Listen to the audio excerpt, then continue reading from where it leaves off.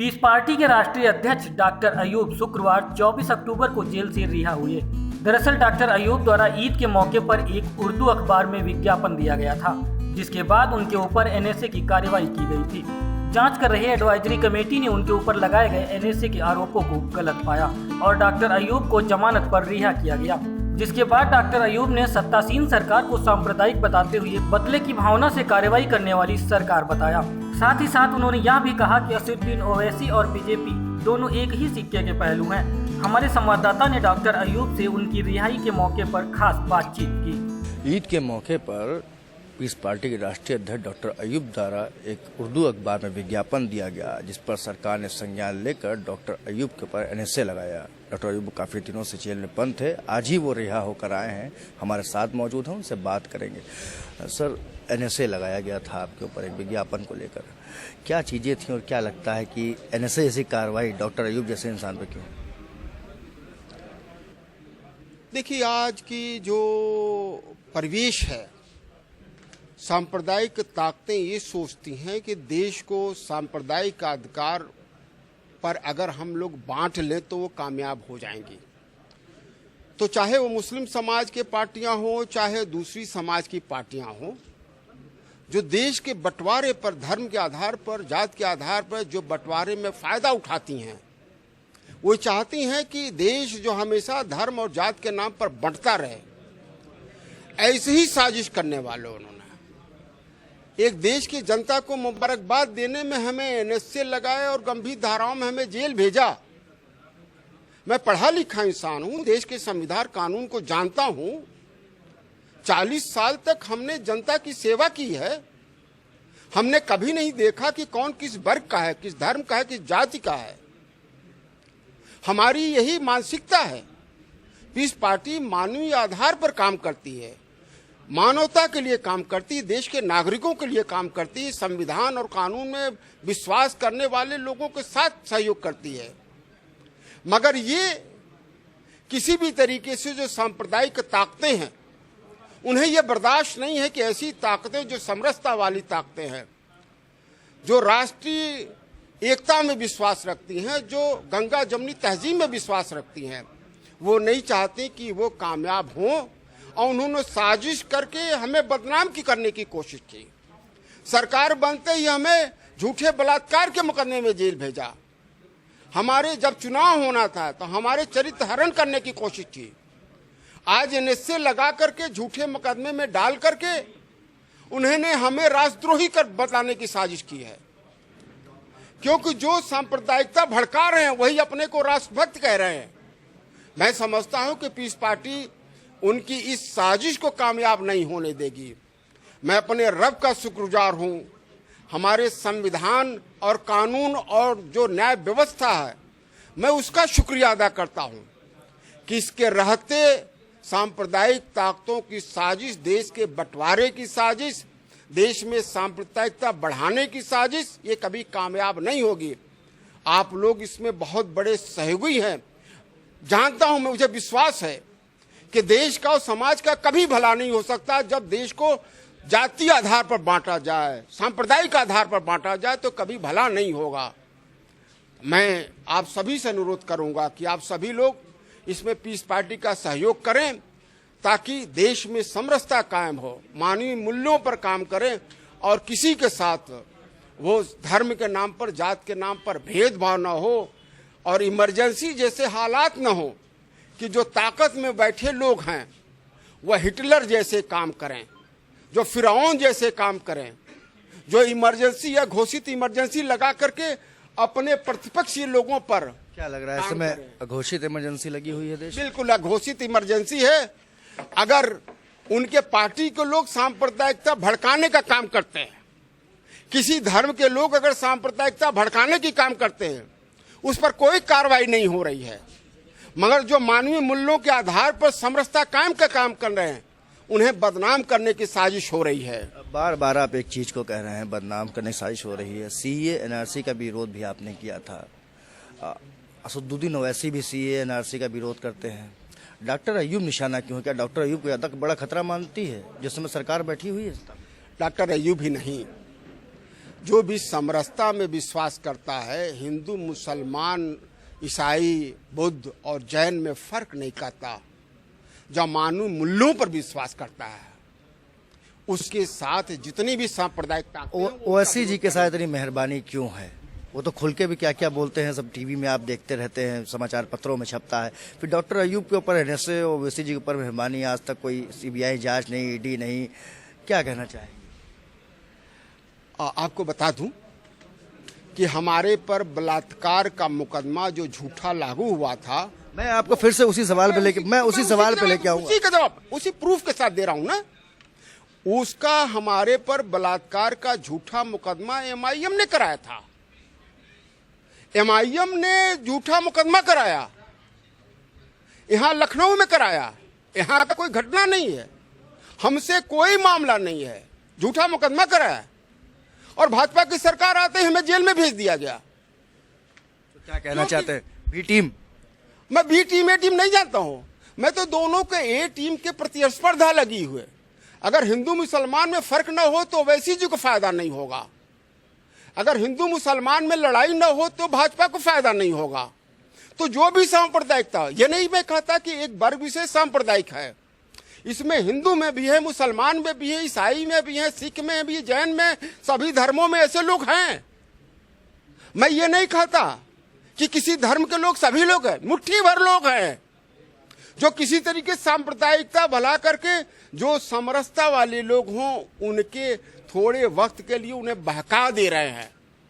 जनता को समझ में आएगा, मगर जो लोग देश में यूनिटी लाना चाहते हैं, सांप्रदायिक को खत्म करना चाहते हैं, उन सभी के साथ अभी ये दबाना चाहते हैं, दोनों मिलकर दबाना चाहते हैं। जिस तरीके का आरोप भाजपा के लोगों ने किया था चुनाव में, उसी तरीका ओवैसी ने भी कहा था। तो दोनों ने एक ही चीज की।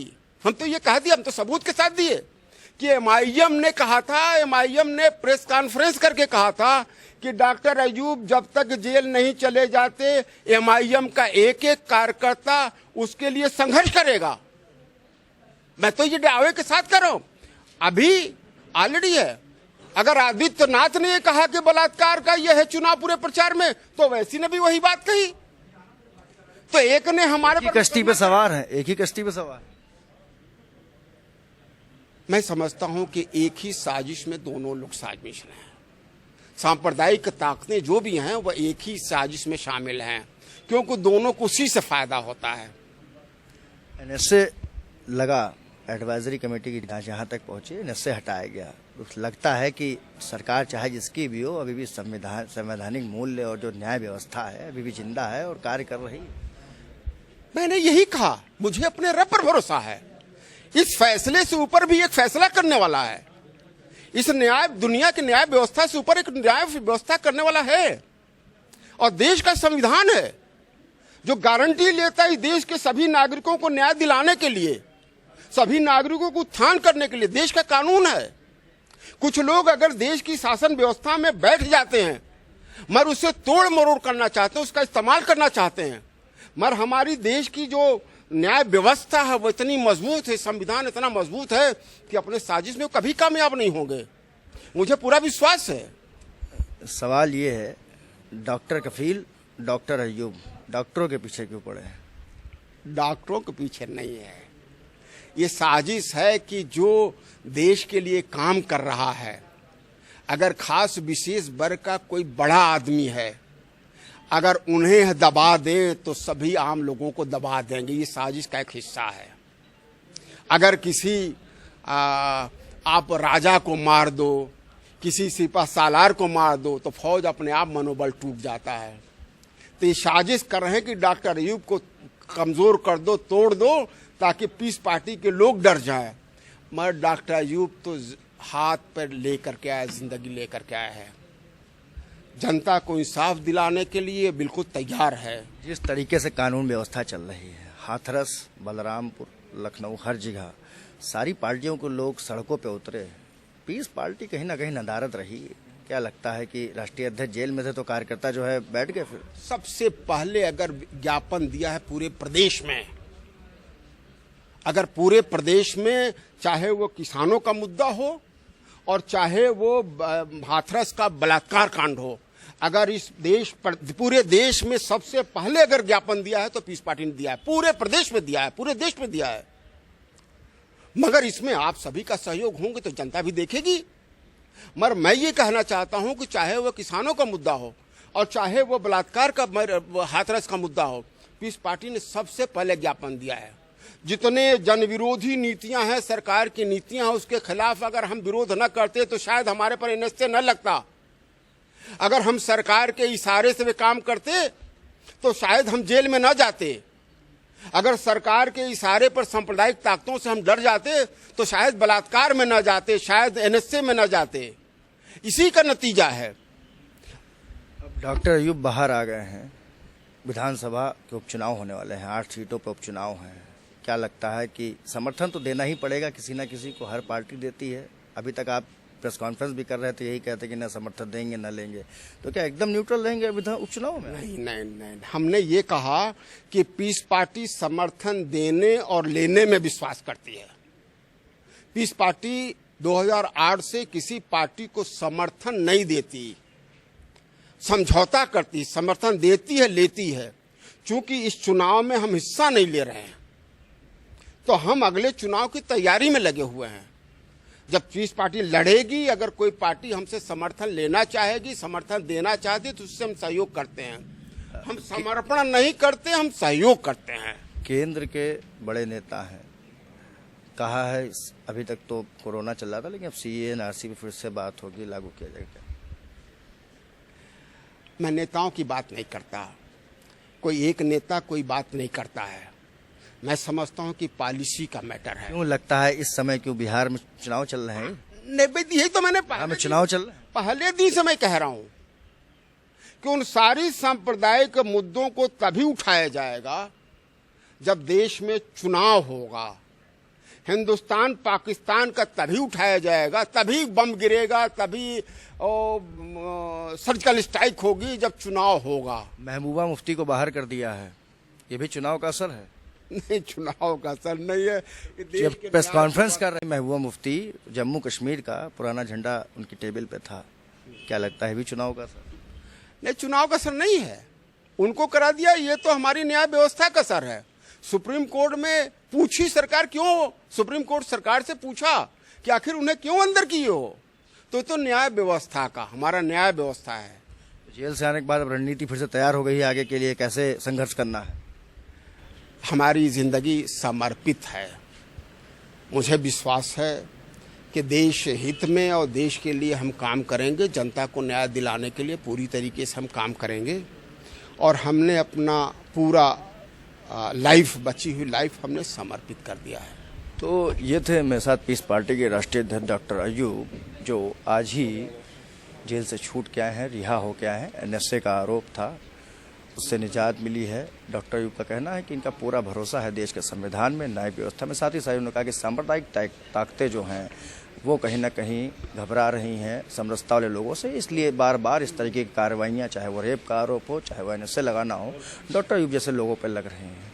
अब देखना होगा कि आने वाले समय में विधानसभा उपचुनाव है। डॉक्टर अयूब कह तो रहे हैं कि इस चुनाव में हिस्सा नहीं लेंगे, लेकिन देखते हैं कि किसको समर्थन करते हैं। आने वाले विधानसभा चुनाव में किस तरीके से पीस पार्टी लड़ाई लड़ती है और सरकार में हिस्सा लेने के लिए अपना प्रयास करती है। राजधानी लखनऊ से कैमरा पर्सन दीपक के साथ में अथर्व रस्तोगी, एक्सपोज इंडिया के लिए।